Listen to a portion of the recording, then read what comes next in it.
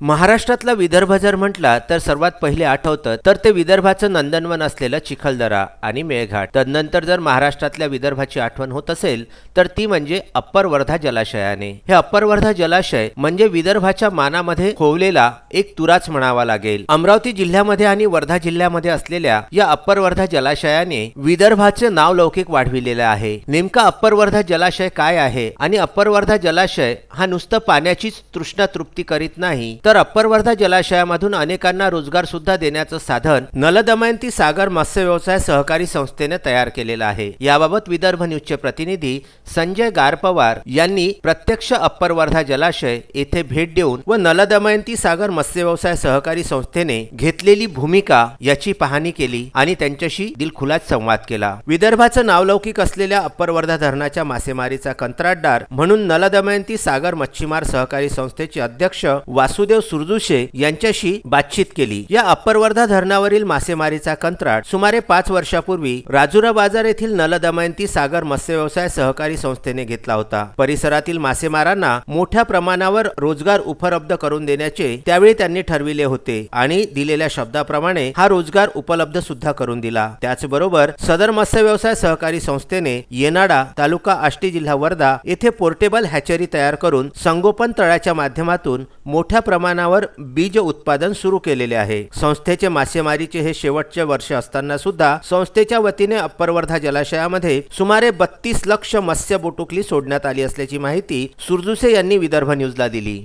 हे portable hatchery आरकेव्हीआय अंतर्गत आम्हाला महाराष्ट्र शासनानं अनुदानावर दिलेली आहे आणि हे ओडिशामधील भुवनेश्वर इथून आम्ही त्याचं गव्हर्नमेंट मार्फत ट्रेनिंग घेतलेलं आहे आणि ओडिशा भुवनेश्वरहून ही हॅचरी आम्हाला मिळालेली आहे आणि यांचं मच्छी बीज कशा पद्धतीने तयार करायचं त्याचं आम्हाला 5 दिवसाचं ट्रेनिंग सुद्धा मिळालेलं आहे आणि ह्या टँकमध्ये नर आणि मादी यांना इंजेक्शन देऊन तिथं त्या दोन्हीचं ब्रीडिंग होतात। ब्रीडिंग झाल्यानंतर मादी अंडे सोडते आणि नर त्याच्यावर स्मेल सोडते आणि त्याच्यानंतर अंडे इथं तयार होते। अंडे तयार झाल्याच्या नंतर मग ही दुसरी जी टँक आहे ह्या टँकमध्ये अंडे जमा करायचे आणि नंतर मग ते अंडे इथून फुटले याचं इथं मच्छी जिरं तयार होते। मच्छी जिरं तयार झाल्याच्या नंतर इथून त्या दुसऱ्या टँकमध्ये ते जिरं काढलं जाते आणि ते जिरं काढल्याच्या नंतर त्याचा आपण मच्छी बीज विक्री करू शकतो आणि इथं जे आपण 6 मच्छी बीज संगोपन तळ बांधलेलं आहे तिथं आम्ही याचं स्टॉकिंग करतो फिंगरलिंग तयार करण्यासाठी आणि विक्रीसाठी। दोन्ही तिन्ही जिल्ह्यातील मासेमारांना एकत्र करून त्यांच्यासाठी अहोरात्र झटणाऱ्या वासुदेव सुरजुसे यांचे काय म्हणणे आहे हे आपण प्रत्यक्ष त्यांच्या शब्दांमध्ये ऐकूया।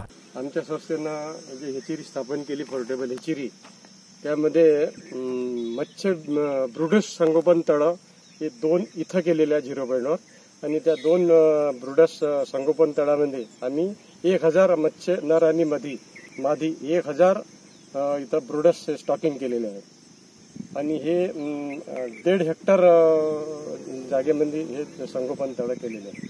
आणि हे ब्रुडस तयार झाल्याच्या नंतर तुम्ही यापासून निर्माण होणारे मत्स्य बीज कुठे तयार करणार आहे? येनाडा येथे ही पोर्टेबल हॅचरी स्थापन केलेली आहे आणि तिथं मच्छी जिरे जे बीज निर्माण झालेले त्यानंतर तिथं 6 मच्छी बीज संगोपन तळ स्थापन केलेले आहे त्याच्यामध्ये ते बीज स्टॉकिंग करणार फिंगरलिंगसाठी।